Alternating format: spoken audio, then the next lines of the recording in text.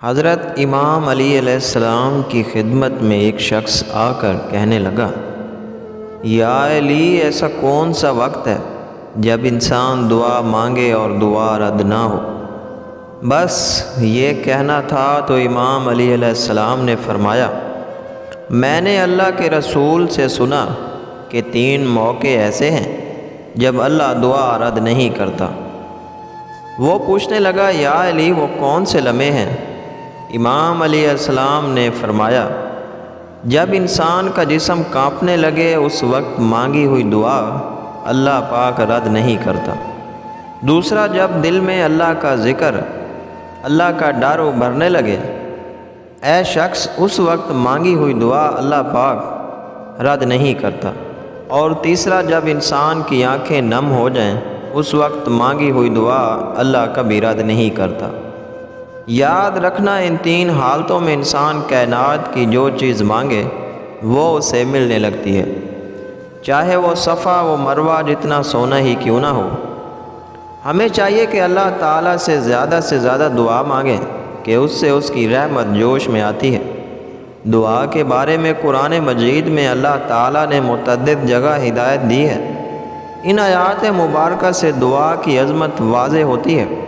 سورۃ البقرہ آیت نمبر 186 میں ارشاد باری تعالیٰ ہے، جب تم سے میرے بندے میرے بارے میں دریافت کریں تو کہہ دو کہ میں تو تمہارے پاس ہوں۔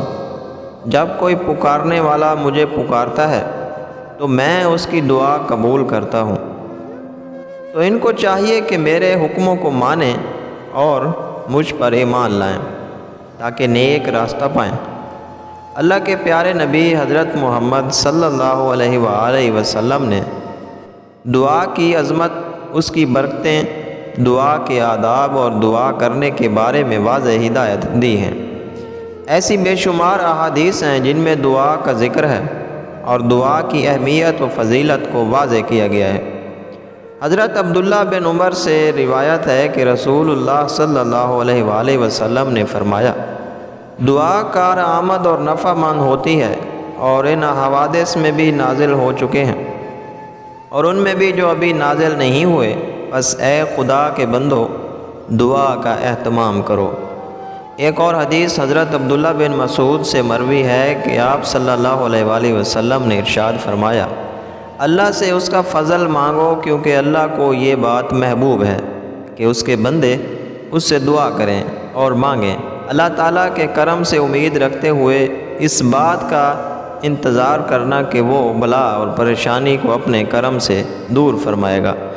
اعلیٰ درجہ کی عبادت اور اللہ بندے کے درمیان ایک ایسا مخصوص تعلق اور منگتے اور اس کے خالق کے درمیان براہ راست رابطہ ہے جس میں بندہ اپنے معبود سے اپنے دل کا حال سیدھے سادہ طریقے سے بیان کر دیتا ہے۔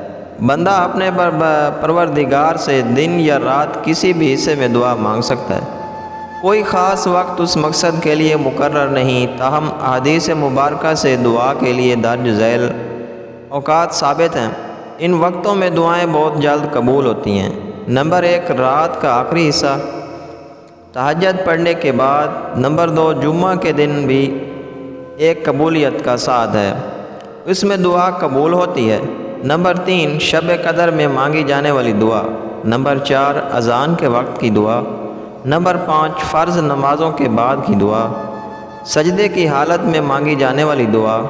قرآن مجید کی تلاوت اور ختم قرآن کے وقت مانگی جانے والی دعا۔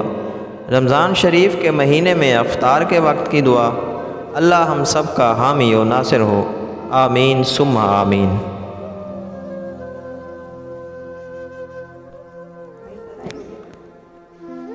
اگر ہماری ویڈیو اچھی لگی ہو تو پلیز ہمارے چینل کو سبسکرائب کریں اور ساتھ دیے گئے گھنٹی کے نشان کو دبانا نہ بھولیں تاکہ ہماری ہر آنے والی ویڈیو سب سے پہلے آپ تک پہنچ سکے۔ شکریہ۔